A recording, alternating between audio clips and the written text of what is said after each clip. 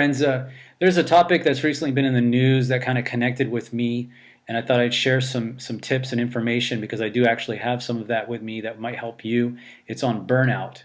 And if you're in the helping profession, if you're in high volume retail or sales, if you're in the medical field, if you're a parent or in spiritual care, you may have heard the word burnout or someone else use it or you yourself. And I realized that Harvard just put out a study in the news, and that's probably why I'm making this little video. It seems to be an epidemic right now. Is 8 out of 10 physicians experience some level of burnout or some symptom, and it could lead to major shortages in the future. What I would like to do is offer something about clarity. What is burnout and what isn't, and define it. So what I will do is describe the difference between stress and burnout, and then I'm going to describe the road to major burnout. So for the first thing, stress versus burnout. What's the difference? Well, stress is an over-engagement and loss of boundaries. And so that may be like putting in an hour of overtime when you normally don't, and so you feel the stress of that situation. Or you are too involved or over-involved in a task or a problem, and you're noticing you're reaching your limits or even breaking your own limits. That's stress. That could happen physically, emotionally, or relationally. You can experience stress in that way. Burnout, though, is when your emotions become blunted or severely affected, and you begin the process of disengagement, saying things like, I just don't care anymore, or I'm so over this. It's now becoming more than being engaged. You're almost like your body's saying you need to pull back. Okay, so that's the difference between stress and burnout. Another difference is stress is when emotions are heightened or accelerated and become over-reactive. Okay, well, that can be anything really, right?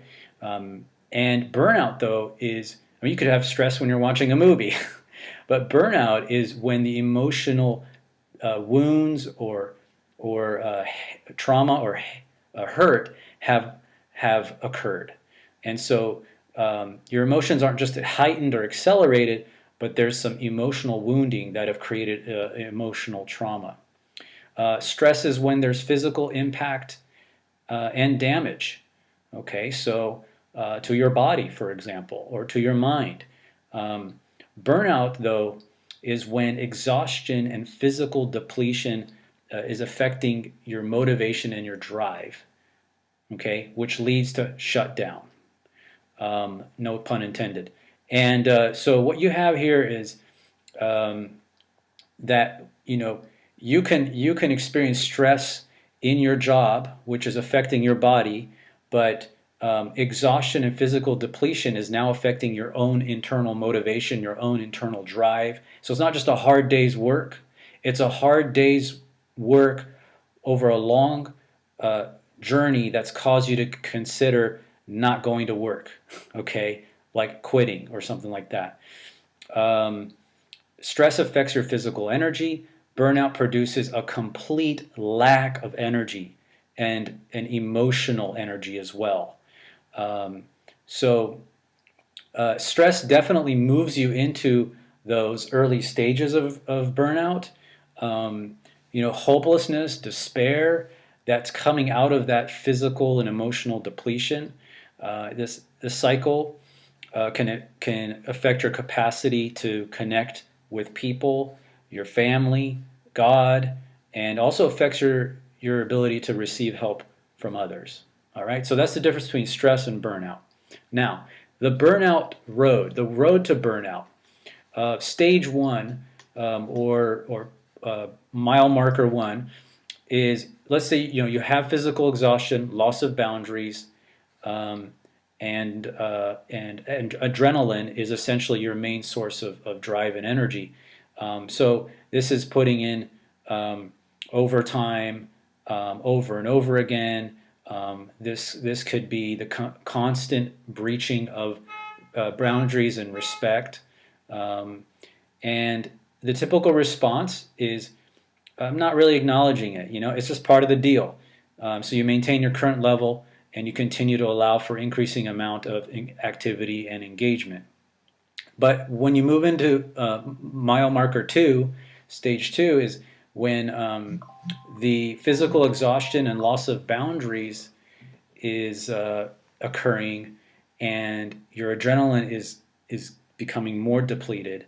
You're starting to get symptoms of fatigue, irritability, lack of sleep, nervous habits and tics, and habits that are trying to self-medicate maybe. And now it's affecting the results. So in stage 1, maybe your results were maintained. Now, though, your results are being diminished. So in this typical response of stage 2 is there's a denial of the situation. You start to make excuses. A person starts to justify it while they begin to compromise their values and their standards for the behavior. Mile marker 3, there's the physical. Again, there's these are things that are getting built on each other. So you have your physical exhaustion, loss of boundaries, your adrenaline is depleted and exhausted. Your physical symptoms begin to increase. So now there's loss of sleep. There's an inability to rest. There's skin irritations. There's continued vulnerability to sicknesses and complete fatigue.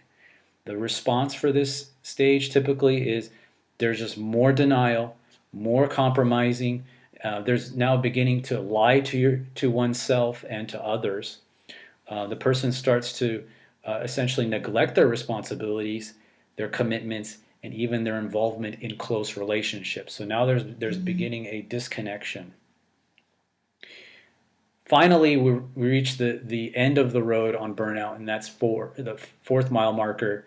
So again, what do we have stacked here? Is we have physical exhaustion, a loss of boundaries, adrenaline is being depleted. There's a physical shutdown that starts to occur. Your body is essentially trying to save itself. The individual is now separating from activities and relationships, and that could mean now continual sleep. Little movement in relationship, little energy exerted in relationship. There's a variety of physical symptoms and sicknesses, and so hide and flight become the norm.